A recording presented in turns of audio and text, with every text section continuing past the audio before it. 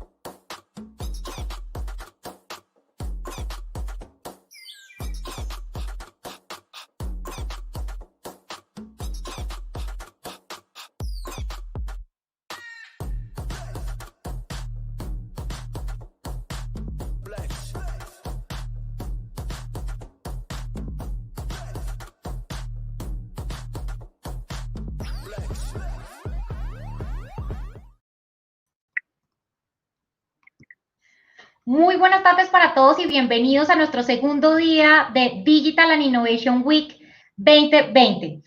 El día de hoy tenemos una charla muy especial, es el poder de los datos y la toma de decisiones y la transformación digital como un camino inevitable.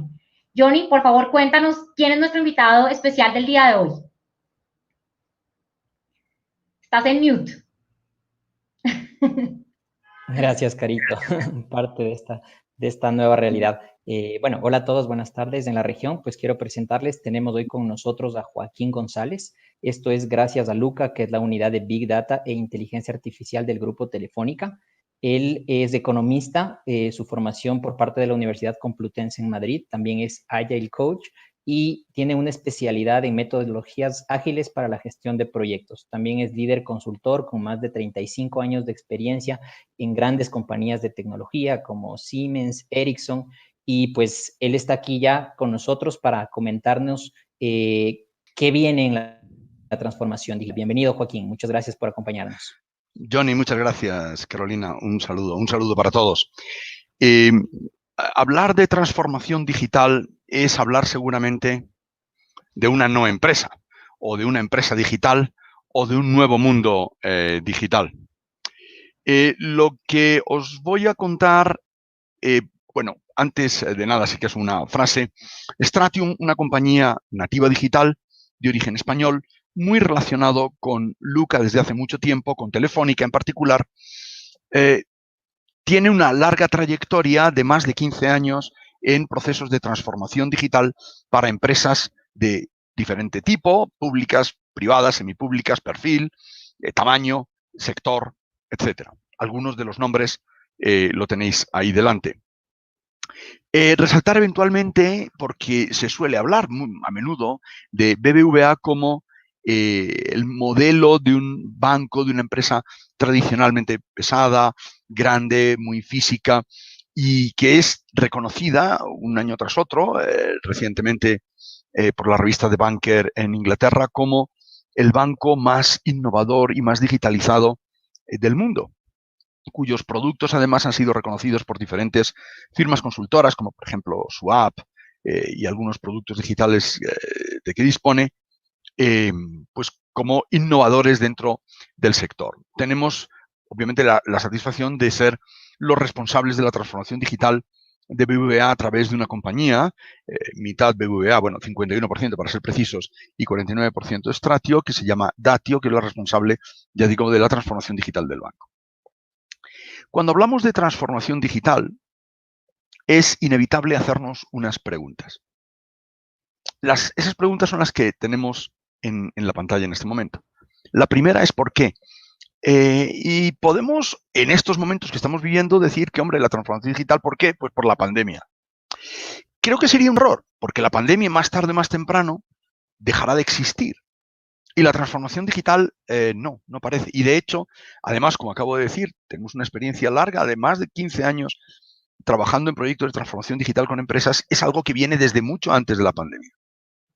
Pero es importante que nos hagamos la pregunta de por qué estamos ante una transformación digital. No sé si identificáis ese doble par de letras que tenemos en la pantalla. Experiencia de usuario o experiencia de cliente. Tan importantes son ese par de letras que, de hecho, son las que mueven actualmente la voluntad de las empresas. La voluntad a todo tipo, la voluntad desde la toma de decisiones internas de estrategia o de táctica, hasta incluso la voluntad ante decisiones de inversión. Conocimos algún ejemplo años atrás, como Amazon, en el que, bueno, su capitalización estaba muy por encima de sus cifras tradicionales contables como cuenta de resultados o ratios financieros, y que muchos analistas de entonces nos decían que aquello era un bluff, que era un globo, que aquello pincharía, que no tenía respaldo real. Y la única razón era que Amazon sí analizaba, y ya desde hace tiempo, la experiencia de su cliente, la experiencia de usuario. Hay muchos otros nombres en diferentes países, alguno me viene a la cabeza, en que su valor empresarial se basa precisamente en esto. Si aceptamos que experiencia de cliente y experiencia de usuario es un elemento importante, empezamos a pensar que el cliente en sí mismo es un elemento importante. Yo vengo oyendo esto desde mi más tierna infancia profesional. El cliente siempre tiene razón, el cliente... Pero la diferencia entre entonces y ahora es que actualmente el cliente tiene una capacidad de influir en las empresas, de decirle al mundo lo que siente, su propia experiencia, que no tenía años atrás. Por tanto, es real en este momento las cifras que tenemos, algunas, bueno, todas ellas, pero algunas más importantes que otras que tenemos en la pantalla. Básicamente, perder un cliente es muy caro. Conseguir un cliente no es sencillo. Por tanto, mantener un cliente es probablemente el objetivo de cualquiera. Además, resulta que los clientes, es decir, nosotros, pensemos en nosotros como personas, somos mucho más digitales que las empresas de las que normalmente nos proveemos. Y además le decimos al mundo con un emoticono, con un thumb down, o con un pulgar arriba, o con una sonrisa, si estamos felices o no tanto del servicio recibido por cualquiera. Y ya ahora, a lo mejor ni siquiera nos quejamos, simplemente lo decimos. Lo decimos y además entra en valoraciones y además hay empresas que se dedican a analizar esto y entonces resulta que sí, la experiencia, sí, el producto será bueno, pero la experiencia no lo ha sido. Ese tipo de cosas se difunden. Los clientes, las personas somos mucho más digitales normalmente que las empresas, insisto, de las que nos proveemos. Ese gap, esta brecha, es la que en principio debemos resolver. Estamos intentando resolver la primera pregunta: ¿por qué un mundo digital? ¿Por qué la transformación digital? Primera razón, los clientes. Los clientes que se comportan de una manera distinta a como lo hacían antes. Permitidme, me corrijo. Los clientes que nos comportamos de una manera distinta a como lo hacíamos antes. Somos infieles, cambiamos simplemente porque alguien nos dice, oye, por ahí hay una cosa nueva. Somos crueles, cambiamos sin despedirnos, ponemos un thumb down, ponemos lo que sea y no nos importa. Es más, ni siquiera sabemos el impacto de esto en la empresa en la que hacemos. Somos rápidos, estamos constantemente informándonos de todo. En este momento tenemos información mucha, múltiple, de muchas fuentes que hacen que aquello que estamos consumiendo o haciendo sea auditado en tiempo real por una comparación con otras cosas, por opiniones de los demás. Primera razón. Segunda, estamos en la era tecnológica de las máquinas, o al menos en su amanecer. El mundo está actualmente digitalizado. Elementos y herramientas como la que tenemos en la imagen nos están generando información a una velocidad de pasmo constantemente. El 80% de la información mundial, de todos los datos que el planeta tiene, se han generado en el último lustro, aproximadamente. El 20% restante se ha generado en los 7.000 años anteriores. Ese es el nivel de crecimiento de información en este momento. Satélites, sensores, Internet de las cosas, máquina a máquina. Bueno, y nosotros mismos diciéndole al mundo qué nos pasa o cómo nos sentimos, si tenemos fiebre, si dormimos bien, si nos duele la cabeza, o qué tan felices somos o qué tan maravillosamente estamos. Si nos vamos de vacaciones, si nos llevamos bien, si he conseguido un nuevo empleo, si me he comprado una mascota, o en fin, todo absolutamente está ahí. Y en el momento en el que lo decimos, no nos lo estamos diciendo a nosotros solos o a nuestro entorno, a nuestro círculo próximo, se lo estamos diciendo al planeta entero, a todo aquel que lo quiera saber. Eso genera datos, genera información. Estamos en la era, o en el amanecer de la era de las máquinas y en la era de los clientes. Estas son fundamentalmente las dos básicas razones de esa pregunta que es importante responder: ¿por qué la transformación digital? No es, al menos no solo por la pandemia, no es solo por el COVID. La pregunta a continuación es, de acuerdo, ¿y esto en qué me afecta a mí? A mí, fijaos, desde dos perspectivas. Empecemos a pensar a mí como empresa. En general, todo este mundo digital que tiene unos pocos años de historia, prácticamente, digamos, lo que va por redondear, lo que va de siglo, está cambiando todas las reglas del juego. Las reglas del juego del empleo, las reglas del juego de la contratación de personas, las reglas del juego del teletrabajo o el trabajo digital. Por tanto, está cambiando las reglas del juego de las empresas, pero también las reglas del juego de las personas. Es decir, la transformación digital a menudo no es una cuestión empresarial, o más bien, no solo, es una cuestión personal. Nosotros como profesionales, cada uno de nosotros, debemos estar preparados para este cambio. Estamos, por otra parte, si no lo hacemos, ante una era de extinción de empresas. El que no espabila, se muere. ¿Recordamos estos nombres? ¿Os suenan? Eran todos reyes en su sector. Todos. Y además, no solo reyes. Kodak, por ejemplo, que tenemos aquí, es la compañía que más patentes tiene a nivel mundial. Eran todos reyes a nivel mundial. La compañía más grande de turismo en el año 19, chao. Una compañía que tenía casi tantos años como muchos de los países de nuestro entorno geográfico. El mayor distribuidor de juguetes a nivel mundial. Uno de los más grandes empresas de department store, en este caso en Inglaterra. Bancos. Nadie está exento. Estos son datos reales, por supuesto constatables y comprobables, pero bueno, aquí los tenemos. La edad media de las empresas ha pasado de 70 a 10 en 15 años. Las compañías duran poco. Un tercio del Fortune 500 ha salido y además se espera que el 40% de las que están hoy salgan en la próxima década. Estamos ante un cambio de era. ¿Cómo lo fue? Pues no sé. la finalización de la Edad Media, el advenimiento del Estado moderno, la primera revolución industrial, y este momento histórico que estamos viviendo se estudiará en el futuro como un cambio de era en los libros de historia. Por tanto, esta es la verdadera razón de fondo por la que nosotros tenemos que espabilar y estamos ante esa transformación, necesidad de esa transformación digital. Pero por si acaso, en efecto, nos aparece COVID. Y nos aparece COVID para agitar una estructura en la que a muchos nos ha hecho sacar los colores, en la que pensábamos que haber hecho un cambio en el organigrama, haber cambiado unos títulos, unas posiciones, haber, pues no sé, nombrado a determinadas personas como líderes de innovación o de, en fin, ya habíamos cubierto el expediente y ya éramos digitales. Y la realidad es que no es así.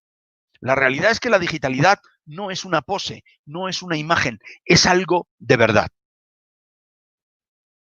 Veamos un pequeño análisis, y esto está agravándose de día en día. Esto, fijaos la fecha que tiene ahí de abril. En este momento, ya el tema es mucho peor de lo que voy a presentar. Esta es la curva que se estimaba entonces de caída en los Estados Unidos, caída y recuperación en los Estados Unidos. Curva en profundidad y en tiempo de recuperación. En los Estados Unidos, en Europa, en China o en particular en Colombia, desde donde os estoy hablando. Pero si os fijáis, todo eso es muy parecido. Eventualmente China es un poquito distinto porque seguramente tenían experiencia, porque ya tuvieron algo parecido a principios de siglo con su SARS o el CoV-1 o el primer SARS.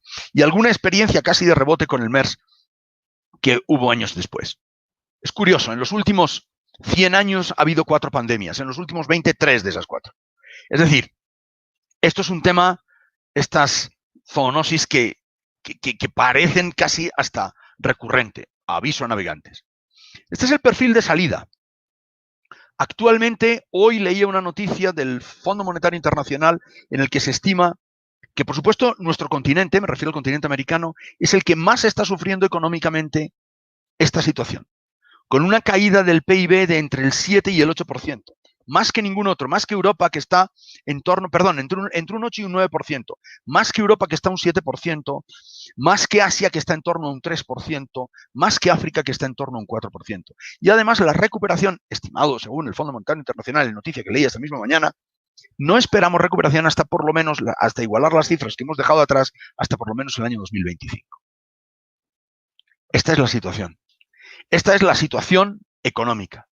Ahora, ¿qué nos propone en este estudio que tenemos en pantalla? Y en general podemos echar un vistazo a estudios de múltiples consultoras, independientes, privadas, grandes, pequeñas, nacionales, bancos, etcétera. Todos van por un camino y es, oye, podemos hacer muchas cosas, pero la experiencia nos demuestra que esa nueva normalidad a la que estamos entrando se llama un mundo más digital. Desde el punto de vista del estudio, desde el punto de vista de la salud, desde el punto de vista de las compras, desde el punto de vista de la distribución, absolutamente todo, la producción de bienes y servicios, la toma de decisiones en definitiva. Y no solo eso, sino que además hemos aprendido en estos meses que las empresas más digitales son las que menos sufren. Y además, por pasiva, las empresas menos digitales son las que más sufren. La suma de ambas conclusiones, por supuesto en general, y hay excepciones en las dos, la suma de ambas conclusiones nos llevan a una conclusión al final única, y es que la digitalidad empresarial hoy es un valor. O si se quiere de una manera, enganchando con la primera, con lo que decía al inicio, si yo tuviera hoy que invertir en una empresa, yo me fijaría tanto como su cuenta de resultados, su beneficio, sus ratios empresariales, etcétera, en 2 aspectos. Uno, su grado de madurez digital. Y el otro lo vamos a ver a continuación o dentro de un momento. McKinsey, por ejemplo, nos dice exactamente lo mismo. Ahí tenemos resaltados aspectos que nos dicen que es lo más importante. Si nos vamos otra vez al gráfico de antes y vemos esa línea amarilla que tenemos ahí, esa era la trayectoria que dejamos atrás en marzo. La línea roja vertical que tenemos en la parte derecha de la imagen, de los dos, el de la izquierda, es el gap, la brecha de esa estimación de dónde íbamos y dónde podemos ir en el caso de la recuperación. En principio, alguien podría pensar que eso ya es irrecuperable porque la recuperación va a ser en paralelo a lo que dejamos atrás, pero desplazado en el tiempo. Excepto que lo que nosotros hagamos es una inversión de esa curva, es decir, un cambio de tendencia, un cambio en la pendiente de esa recuperación, y que la pendiente no sea como la V de Nike, sino realmente como la V de Victoria o incluso mucho más vertical. De manera que esa línea verde que nos aparece ahí corte a la línea amarilla de tendencia que hemos dejado atrás lo antes posible. Para eso, la única manera de lograrlo es no hacer las mismas cosas que hacíamos siempre. Solo poner el siguiente ejemplo. Si alguien vendía pantalones en marzo, 1 al mes, cuando se recupere todo esto, no va a vender 6. Va a seguir vendiendo 1, porque su mercado es el mismo. Lo que habrá pasado es que habrá tenido un agujero, un espacio entre un momento y otro de la historia. La única manera de recuperar ese tiempo perdido es que además de pantalones venda créditos. Y además de créditos, bicicletas. Y todo ello a través de e-commerce. Y todo ello financiado, etcétera. O sea, una disrupción probablemente en su modelo empresarial. Es la única manera de cambiar esa tendencia en ese gráfico que tenemos ahí a la izquierda.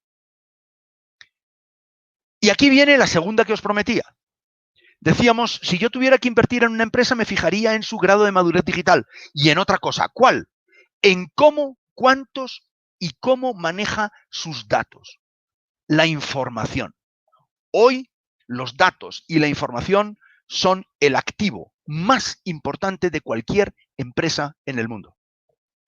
Otra cosa es cómo los manejamos. O sea, no por el hecho de tener muchos datos, no por el hecho de que esos datos estén muy bien, que habría que verlo, bien en términos de calidad, no por eso ya vale. Es, por supuesto, cómo los usamos. Es decir, no solo hay que tener datos, sino hay que saber usarlos. Eso es lo que hizo, por ejemplo, en Amazon, como contaba al inicio, o en alguna empresa que me viene a la cabeza, al menos en algún país, me viene a la cabeza el saber por qué esas empresas valen tantas veces más que lo que sus cifras económicas reflejan. Nivel de ventas, margen bruto, resultados antes de impuestos y después de impuestos, reparto de dividendos, ratios, es decir, deuda corto, deuda largo, capital, etcétera. Todos esos ratios, lo que tú me digas, me dicen, mira, esta empresa vale 100. Y sin embargo, en el mercado se vende por 14.000. ¿Es que la gente se ha vuelto loca? No. Es que los datos hoy todavía es un activo que no se refleja en los libros.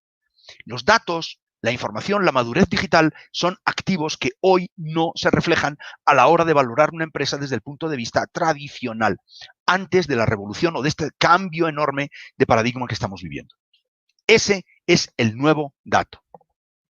Por tanto, y como conclusión, estamos necesitados. La razón de la transformación digital es que el mundo ha cambiado, que nosotros como personas hemos cambiado, que estamos entre la era de las máquinas y además, por si acaso, tenemos una pandemia encima. Esa es la razón.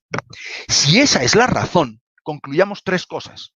Una, la transformación digital es inevitable.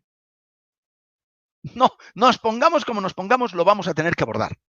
2, la transformación digital es irreversible.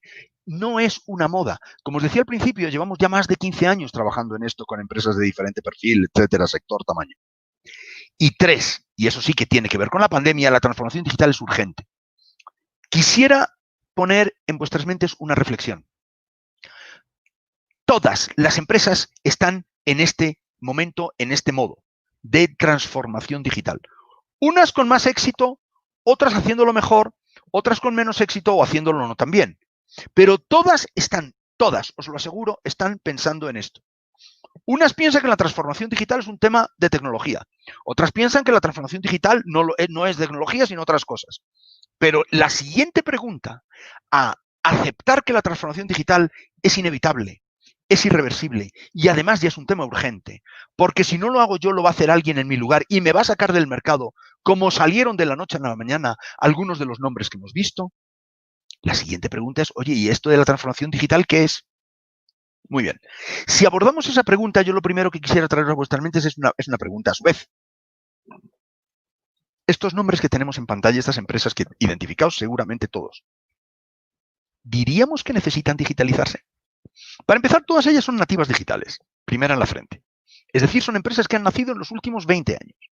Por cierto, de las más importantes, de las 10 empresas más importantes del mundo, 8 son nativas digitales. Es decir, tienen del entorno de 20 años de historia. Se acabaron los grandes monstruos empresariales de toda la vida como hablábamos hace un momento de Thomas Cook. ¿Diríamos que estos chicos necesitan digitalizarse o diríamos que estos ya están digitalizados? Si aceptamos lo segundo, y desde luego personalmente lo acepto y lo propongo, lo que nosotros proponemos también es que nos miremos en ellos. Ellos son los que, en cierto modo, no sé si nos han traído esto, pero desde luego han crecido con esto. Ellos han entrado en este mundo. Por tanto, si pensamos en ellos y aceptamos que tenemos que ser como ellos en algún momento, hay que aceptar que la transformación digital es, y os proponemos esa definición, es la transformación de una empresa para que siga compitiendo en el mundo nuevo. Es decir, seguir compitiendo quiere decir poder seguir actuando, haciendo, ejecutando, desarrollando aquellas tareas que quiere hacer o ejecutar o desarrollar. Punto. Eso es competir. Competir no es ser el mejor. Eso es competir, segunda derivada. La primera es simplemente permanecer. Es que me estoy jugando el tipo y me da igual qué tan grande y qué tan multinacional sea. Decídselo, por favor, a los directivos de Nokia o de Kodak. Me estoy jugando el tipo como empresa. O abordo una transformación digital, y transformación digital, insisto, no es simplemente un cambio de maquillaje, no es un cambio de organigrama, no es el nombramiento de unas empresas, es algo profundo de mi empresa para poder seguir compitiendo en un nuevo mundo que se llama, en una nueva economía que se llama digital. ¿Qué significa esto? Esto significa varios aspectos. Desde el punto de vista de la metodología, el grupo que tenemos arriba a la izquierda, significa una innovación permanente, agilidad permanente. Desde el punto de vista de la organización, estructuras planas, empoderamiento de personas, toma de decisiones rápidas. Desde el punto de vista de la tecnología, bueno, ya ni os lo digo. O sea, normalmente los stacks tecnológicos tradicionales, y lo digo así, con esta crudeza, no sirven a los nuevos propósitos digitales de las empresas. No sirven. Sirven a los propósitos tradicionales de las empresas, pero no a los nuevos digitales. A ver, si el mundo ha cambiado y ha cambiado tanto, no nos engañemos. Las cosas tienen que cambiar. Yo no puedo lograr los mismos resultados en un mundo que ha cambiado haciendo las cosas exactamente igual que las hacía anteriormente.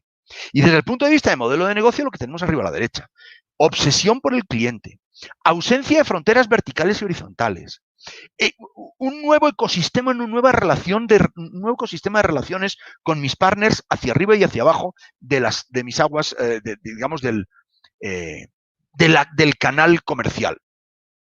Esas son características propias de las empresas digitales. Quiero resaltar un par de ellas o tres. La innovación no es hacer las cosas nuevas, no es hacer cosas nuevas, así simplemente.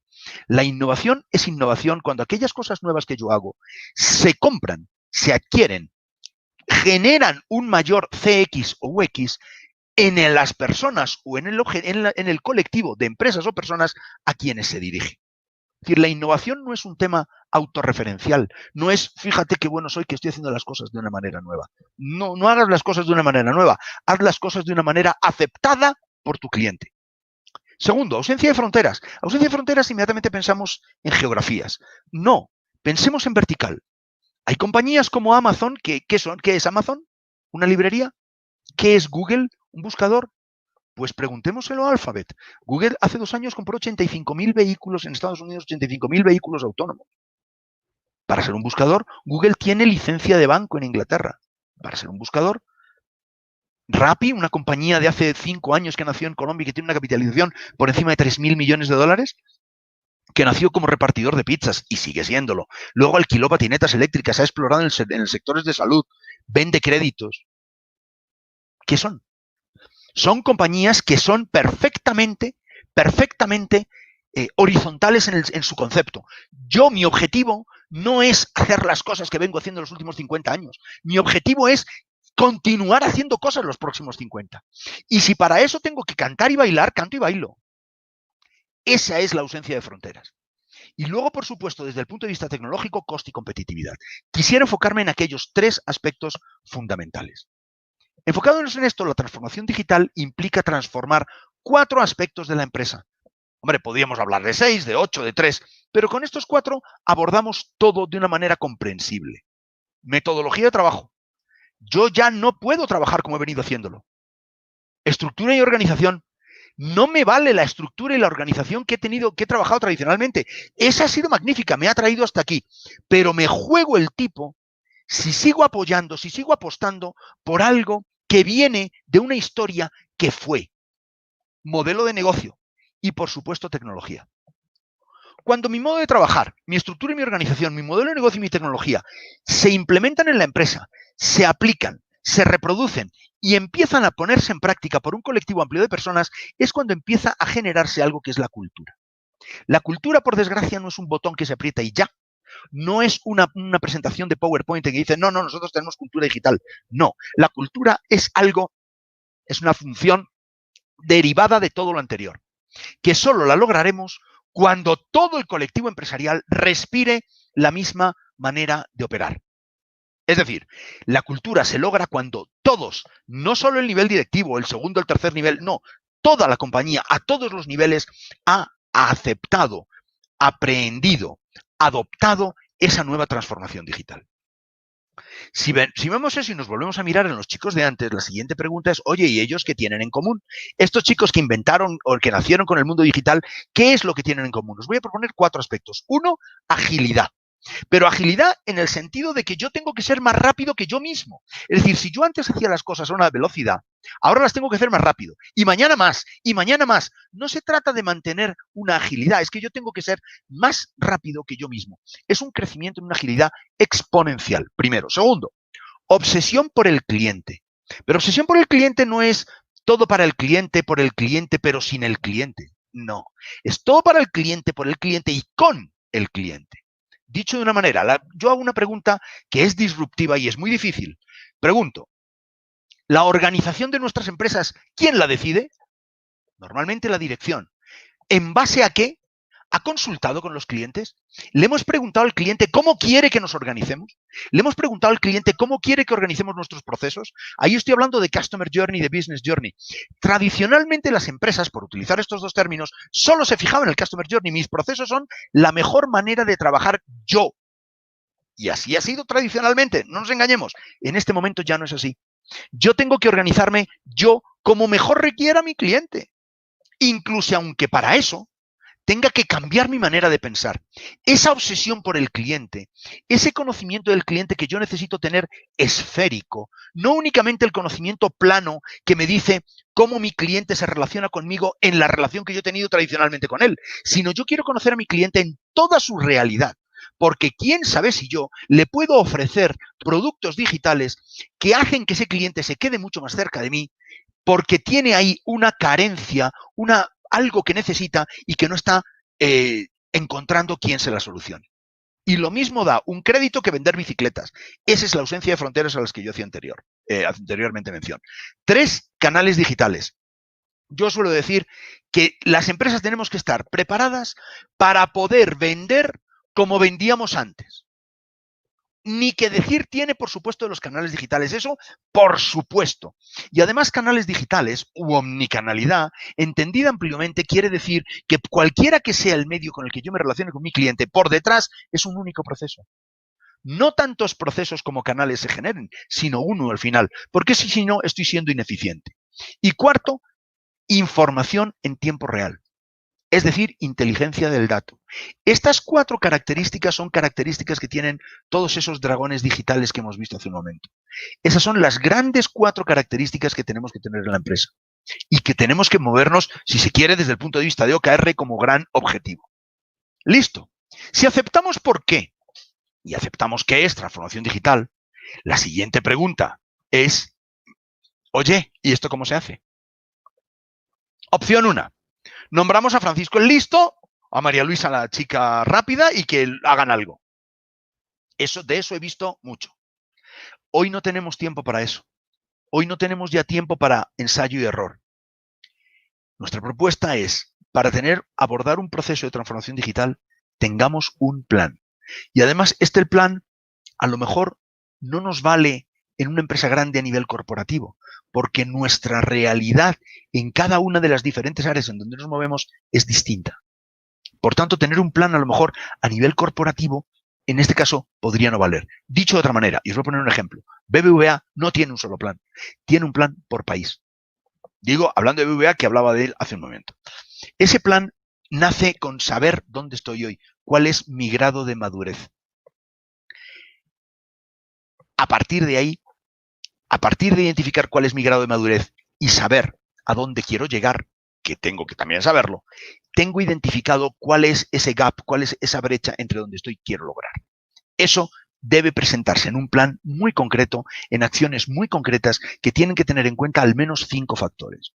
1, alcance. 2, plazo de tiempo. 3, recursos necesarios para ponerlo en marcha. 4, presupuesto. Y 5, elementos de medida.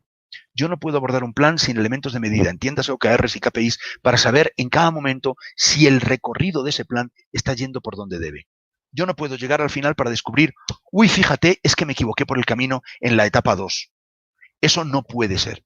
Y eso ha sucedido tradicionalmente cuando se constituyen empresas y nuevos modelos empresariales. La transformación digital tiene curvas. No es sencilla. El 86% de los procesos de transformación digital fracasan casi siempre por factor humano. Factor humano, no presupuesto, no tecnología, no leyes, no regulaciones, nada de eso. Factor humano. Ahí tenéis algunos datos del por qué fracasan la transformación digital. No tenemos tiempo a estas alturas. Recordemos que la transformación digital es urgente. Nuestra propuesta es, por favor, dejaos aconsejar por quienes tienen o tenemos alguna experiencia en esto para ahorrar tiempos, para evitar curvas, para coger atajos, para llegar antes a donde sabemos que tenemos que llegar. Características del modelo de negocio. Esto, uno de los 4 aspectos que tenemos que cambiar. Esto que tenéis aquí. Esos son aspectos que hay que cambiar en el modelo de negocios. Voy a resaltar cliente 360. Es el conocimiento del cliente desde un punto de vista esférico. Omnicanalidad, ecosistema de relaciones. Pensar de fuera a adentro.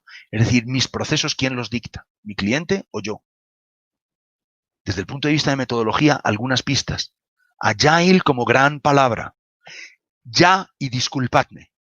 Disculpadme para todos los amantes de todo esto, que son muchos y que vienen de muchos años. Los modelos PMI basados en PMBOK no responden a las necesidades de las empresas en esta nueva economía digital. PMI nace y PMBOK nace para hacer la empresa perfecta.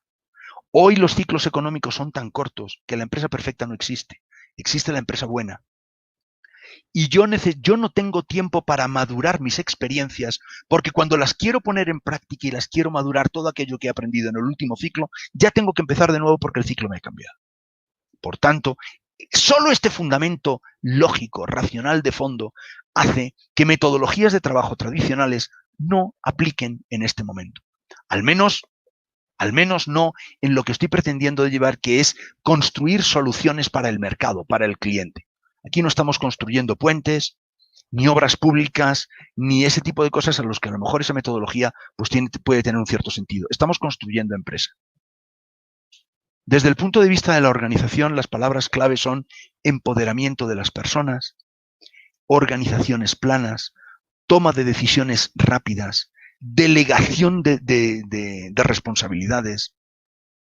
Esas son las palabras clave de la transformación de la organización.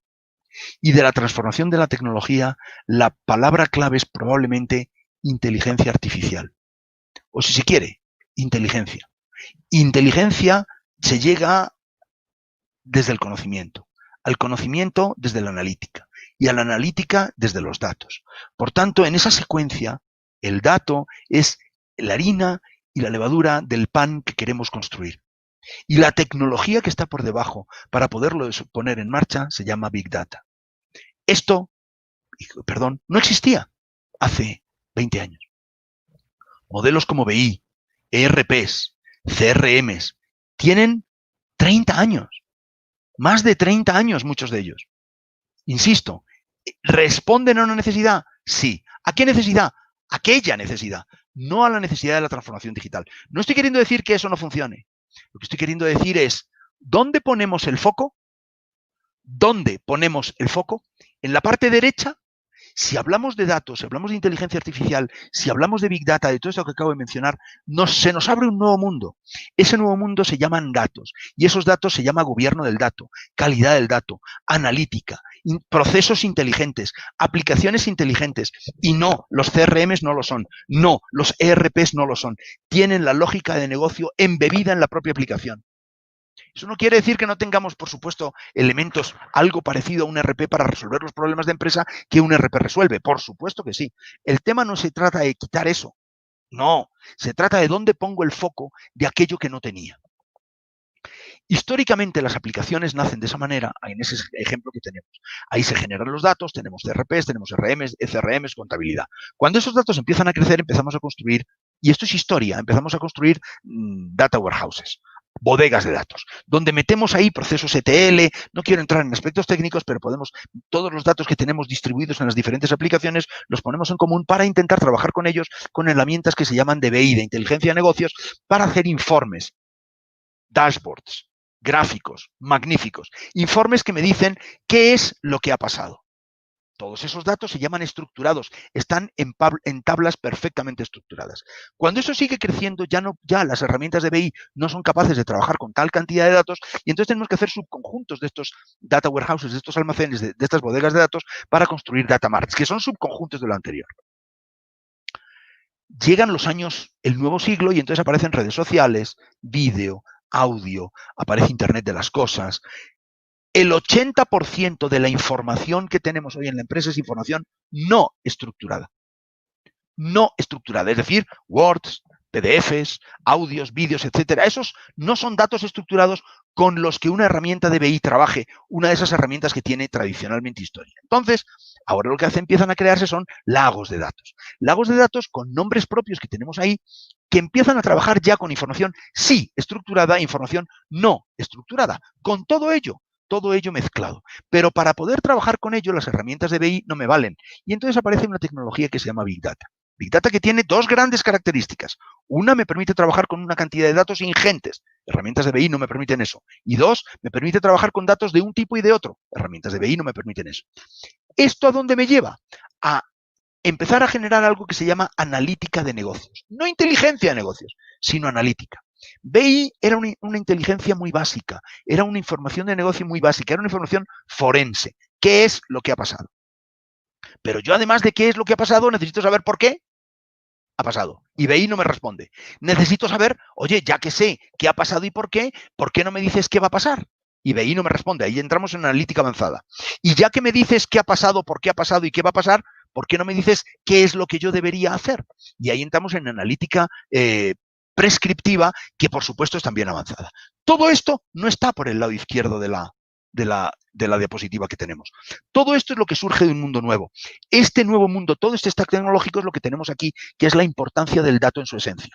Y lo que tenemos ahí en ese corazón, por supuesto, en ese lago de datos, tiene que coexistir, lo tenemos en los cuadritos abajo a la derecha de colores, con las aplicaciones tradicionales a las que no hay que prenderles fuego. El mundo anterior separaba el mundo operacional en azul con el mundo analítico en rojo. El mundo informacional en rojo y el mundo operacional en azul. El mundo nuevo tiene ambos mezclados. Ambos están en uno. La analítica y la operación están en el mismo entorno. Ese es otro cambio esencial, al menos filosófico, de un mundo y el anterior. La tecnología anterior, ahí tenéis por qué, no lo voy a leer mientras yo comento, lo estáis leyendo, el motivo de por qué las tecnologías tradicionales no resuelven los grandes problemas que hoy tienen las empresas, que son los que acabamos de ver.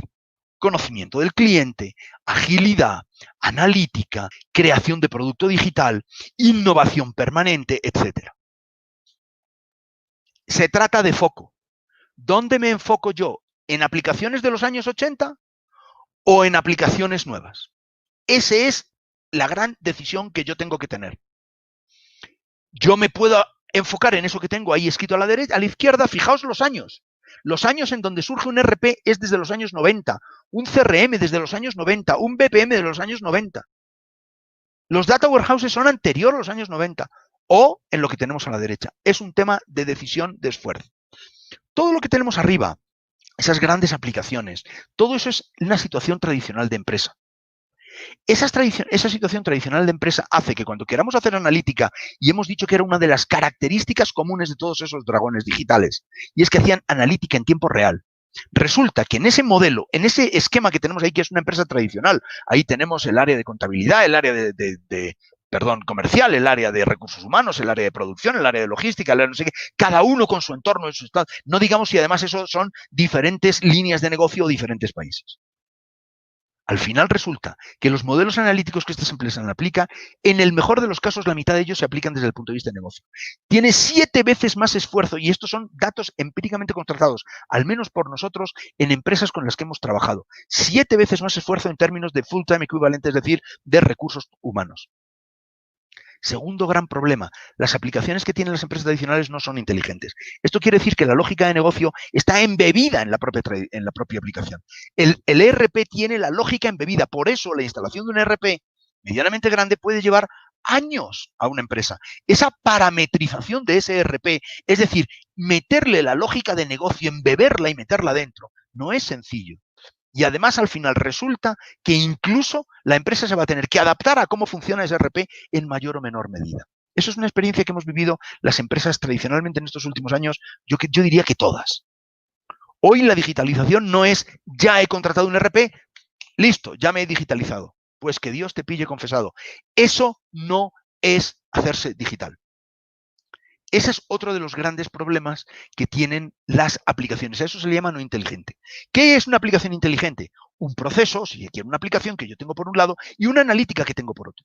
Esta analítica yo la introduzco en este proceso, pero la analítica, no la lógica de negocio. Meto la analítica y el propio proceso entrena ese modelo analítico y me dice si su resultado es el esperado, sí o no, o en qué medida. Por tanto, yo voy otra vez al modelo, modifico el modelo en función del entrenamiento y lo vuelvo a introducir. Eso no es un ERP o un CRM al estilo tradicional. Cuando yo estoy hablando de datos y haciendo lo que acabo de hacer o queriendo hacer lo que acabo de decir, para mí se hace fundamental algo que es nuevo y se llama gobierno del dato. Gobierno del dato lo podemos interpretar de manera estricta o de manera amplia. De manera amplia, el gobierno del dato se divide en 4 aspectos. Uno, en gobierno del dato en manera estricta, que quiere decir que el dato tenga significado de negocio, es decir, que el dato sea el propio negocio de la empresa, área comercial, operaciones, recursos humanos, etcétera, el propio negocio de la empresa, el que lo trabaje, y no a través de un grupo de chicos listos, que son los ungidos por alguien que están ahí, que son los que saben de todo esto, sino el negocio es el que tiene que hacerlo y por tanto el dato tiene que tener sentido de negocio, además tiene que tener calidad, además tiene que tener seguridad y además tenemos que saber cómo se gestiona. Eso en general, esos 4 grandes aspectos son lo que en sentido amplio entendemos como gobierno del dato. De lo que se trata es de pasar de una compañía manejada por personas a una compañía manejada por conocimiento. Al conocimiento, y lo he dicho hace un momento, podemos llegar desde los datos, que son los 3 óvalos que tenemos más abajo, trabajados esos datos se trabajan, se hace analítica sobre ellos y nos generan información. Cuando esta información la introduzco en el proceso operacional, me genera conocimiento. Y cuando yo este conocimiento lo pongo en marcha y lo entreno, me genera inteligencia artificial, que es donde yo quiero llegar.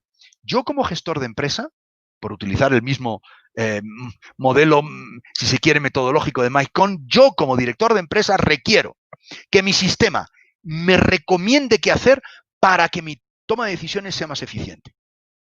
Pues bien, es exactamente eso lo que eso es inteligencia artificial empresarial. Mi propio sistema, a mí como gestor, me tiene que recomendar cosas para yo saber si las hago o no, evidentemente la responsabilidad es mía, pero para, en principio, estar seguro de que mis decisiones están basadas en un nivel de conocimiento de datos suficiente. Cuando hablamos de calidad del dato, hablamos de esos 5 aspectos, que creo que son perfectamente comprensibles y que no requieren mayor explicación. Eventualmente, consistencia. Consistencia quiere decir en que yo no puedo tener 2 datos de la misma cosa que sean distintos. Joaquín González, como cliente de Bayer, no puede ser Joaquín González con una cédula en un sitio, con una identificación en un sitio y con otra en otro. Con un número de teléfono aquí y aquí en otro. A lo mejor la identificación no cambia, porque en fin, eso no cambia, pero la dirección sí. A lo mejor mi situación empresarial sí. A lo mejor mi número de teléfono sí. Por tanto, el problema de contactabilidad es grande si yo no tengo esa consistencia del dato. Todo el resto entiendo que es comprensible. Esos 5 grandes aspectos son los que tienen que ver con calidad del dato. ¿Qué pasa si no lo tengo? Pues que no me puedo basar en mi dato. Es decir, que yo podré hacer con el dato diabluras, pero no voy a confiar en aquello. Es decir, o el dato tiene calidad o la toma de decisiones al final generan la misma falta de calidad que el propio dato. ¿Qué quiere decir significado? Lo que tenemos ahí. Reglas de gobierno, autodescubrimiento. No voy a ponerme a entrar en esto, que son aspectos muy técnicos y que seguramente nos llevarían a otra charla en otro momento. Pero ¿qué pasa si no tenemos esto? Costes, lentitud, personas, inversión en recursos, etcétera. Hablamos de seguridad del dato. Seguridad del dato es lo que tenemos ahí a la derecha. Autenticar quién accede al dato, verificar que en efecto quien accede al dato es porque lo puede hacer y auditar quién es el que ha hecho qué con qué dato. Ese tipo de cosas son absolutamente imprescindibles. Lo han sido tradicionalmente cuando hemos hablado de la información, tanto más cuando además en este momento el dato se convierte en la esencia de esa información. ¿Y qué pasa si no? Pues, bueno, pues está claro qué pasa si no tenemos seguridad del dato. Desde el punto de vista de gestión, cuando hablamos de datos tenemos que saber quién hace qué con los datos. ¿Quién? A ver, si yo no trabajaba con datos años A, yo no tengo la organización preparada para trabajar con datos hoy. Y eso no es simplemente coger a 2 o 3 personas del equipo, chicos listos, para decir, oye, tú ahora haces eso. Porque eso genera caos. Lo que yo tengo que tener es una organización para saber de dónde, quién es el dueño del dato, quién trabaja ese dato y con qué fin se trabaja ese dato. Pues bien, el dueño del dato es el negocio. Quien trabaja el dato es quien sea que lo trabaje y el resultado de ese dato tiene que aplicar al negocio. El dato y la analítica por deporte no hacen músculo. Solo lo hacen cuando eso nos lleva a que el negocio vaya mejor. Es decir, a ser lo que hemos dicho hace un momento que queríamos ser en la transformación digital. Y por supuesto, analítica automática. Yo como responsable de negocio, yo como director comercial, que no soy ingeniero de datos, que no soy estadístico, que yo no soy científico de datos, que yo no soy arquitecto Big Data ni nada por el estilo. Yo quiero poder trabajar con modelos de datos y quiero poder trabajar con modelos de regresión logística sin necesidad de saber que estoy trabajando con un modelo de regresión logística. Básicamente eso es lo que yo quiero, una democratización de la analítica para poderla poner a nivel de gobierno. Si no, no sirve para nada. Como digo, la analítica, el dato, no sirve para nada si no tiene un fin de gobierno. Pues bien, cuando las empresas empiezan a trabajar con esto, se encuentran en un panorama como el anterior. Madre mía, qué tormenta está cayendo. Bueno, como un panorama como este que tenemos ahí. Y entonces empiezan a coger diferentes herramientas de diferentes aspectos de gobierno, de elementos de workbench analíticos, para herramientas Big Data, y empiezan a construir algo que nosotros llamamos el síndrome del garaje. Yo quiero construir un vehículo y entonces me voy al mundo y lamentablemente, pues a lo mejor no, porque a lo mejor sí, no hay nada que me resuelva mi problema global. Y entonces tengo que empezar a hacer aquí a la derecha, picotear por aquí y me gasto los datos que yo decía antes. 7 veces en esfuerzo humano, 50% de eficiencia de todo lo que yo hago de los modelos analíticos van al negocio, tengo un 80% mayor de costes. Esto es una realidad que nosotros tenemos empíricamente constatadas en empresas de muchos perfiles. Lo que al final yo como empresa quiero, que la analítica me la pongas aquí y empezar a salir andando. No me des las herramientas para construir un vehículo, que mi trabajo no es ser una empresa de analítica, que la analítica no es para mí el fin, sino el medio. No me hagas a mí empresa de garaje, que yo no tengo que construirme mi vehículo. Dame un vehículo, por favor, tú, porque mi objetivo es viajar, no construir vehículos. Para eso lo que nosotros os proponemos desde Stratio Telefónica es que la solución que abordéis sea una solución integral. ¿Por qué? Porque nos ahorra tiempo, coste, esfuerzo y riesgos. Que además nos permita trabajar en la nube, en cualquier nube y de manera simultánea. Yo no tengo por qué utilizar los recursos de una nube concreta que me deja de nuevo atado a esa nube concreta. Yo tengo que poder cambiar entre nubes mañana, una aquí, otra allí, en cada país una distinta. ¿Por qué tengo que trabajar con una solución de nube a nivel global? ¿Me interesa? Perfecto, hagámoslo. ¿No me interesa? No lo hagas. No te encuentres atado empresarialmente a una decisión corporativa que no necesariamente es eficiente en uno u otro lugar. O sí, y si lo es, adelante. Pero si no, por favor, no seas esclavo de eso. Eso es lo que nosotros proponemos. Una rapidez en la puesta en marcha, hasta 10 veces más rápido en tiempo y en coste de soluciones como las que acabamos de ver del síndrome del garaje y, por supuesto, en cualquier entorno. Esto que tenéis delante es una realidad de una empresa financiera en Colombia. Para montar esa plataforma de datos tardaron 4 años. Hoy tienen 150 personas y les cuesta aproximadamente nos cuesta aproximadamente del entorno de 10 millones de dólares. Estoy leyendo, me están pasando por aquí mensaje que abrevie. Entonces, listo, yo abrevio. El objetivo de todo esto es, y la segunda propuesta que nosotros hacemos para el tema de los datos, primera era desarrollar un plan de transformación digital. No abordemos transformación digital si no es con un plan. Pues bien, la segunda es, para trabajar con los datos, nuestras recomendaciones siempre construyamos un centro de analítica. Así de sencillo. Un centro de analítica que va a ser quien resuelva todos los problemas que nosotros nos hemos estado encontrando históricamente en empresas de mucho perfil. Podemos experimentar y podemos empezar a trabajar con datos y hacer analítica y hacer modelos y todo esto de una manera pues medianamente silvestre.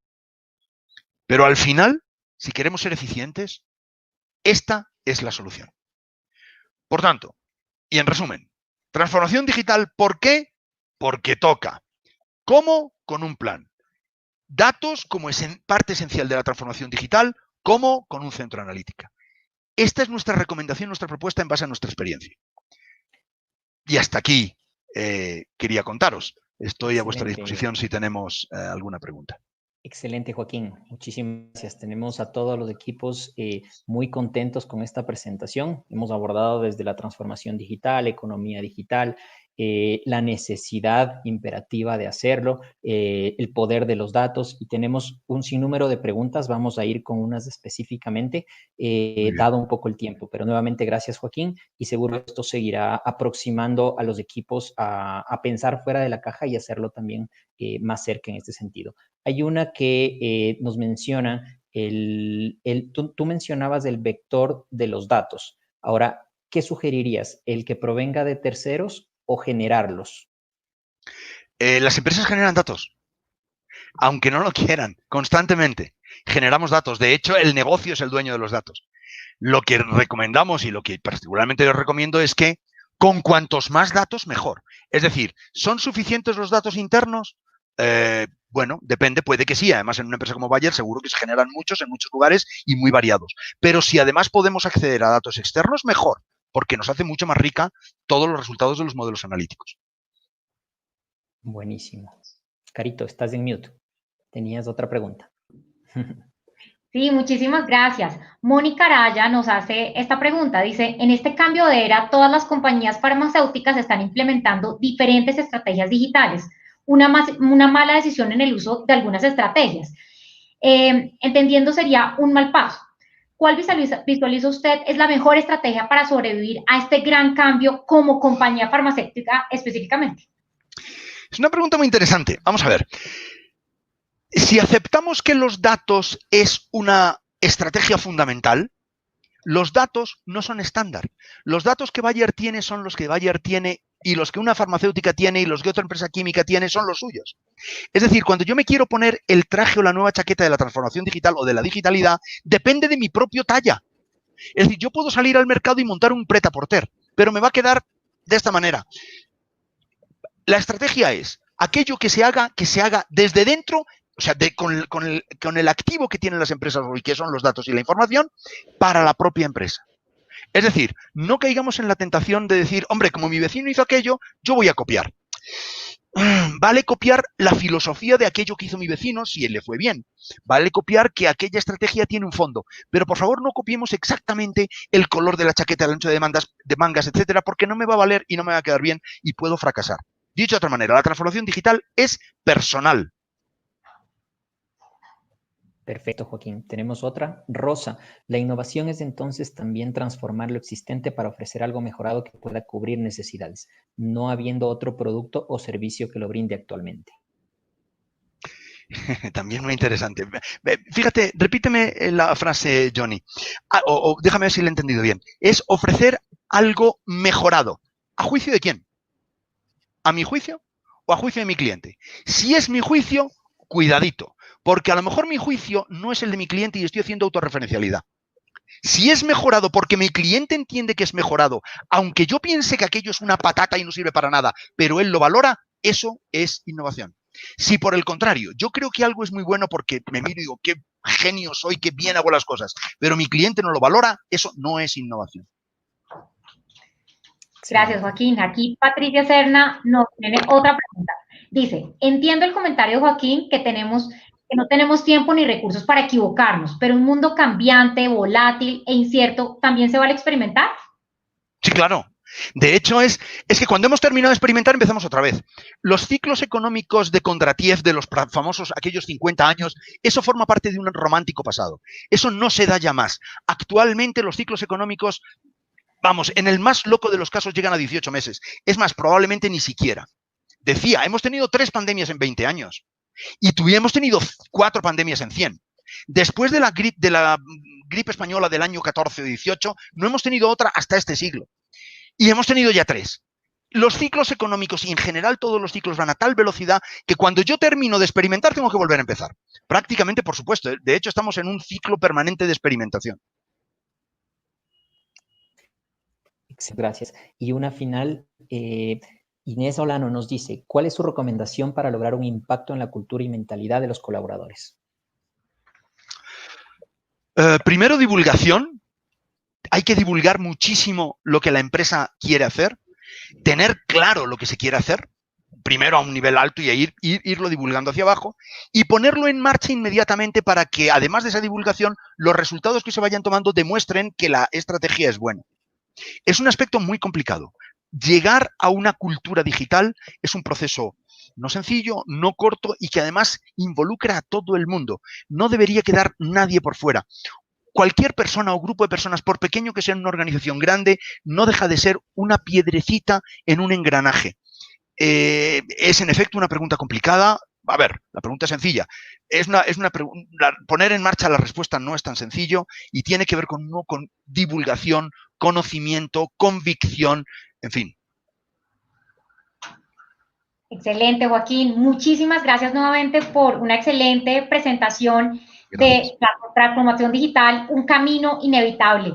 Muchísimas gracias a todos los participantes. Aquí por ahora cerramos para respetar el tiempo de todos los demás y el tuyo, Joaquín. Nuevamente, muchísimas gracias a Joaquín y a Telefónica por tener este espacio maravilloso con un speaker de talla mundial, además, desde España, ¿no? Desde España para toda la región PACA. Los invitamos a todos ustedes a seguir participando en Discovery Digital and Innovation Week 2020 con las siguientes actividades. Por favor, no se pierdan mañana nuestros Awakers de herramientas visuales. Mañana tenemos otro de analítica de datos en el mundo de consumo masivo. Mi agenda está disponible con ustedes en nuestra página web www.bayerdiscoveryweek.com. Muchas gracias a todos y que tengan una feliz tarde. Gracias a todos. Por favor, no se olviden de responder nuestra encuesta de satisfacción de este evento, que con seguridad a todos les encantó. Muchas gracias. Gracias. Gracias, que estén muy bien. Chao.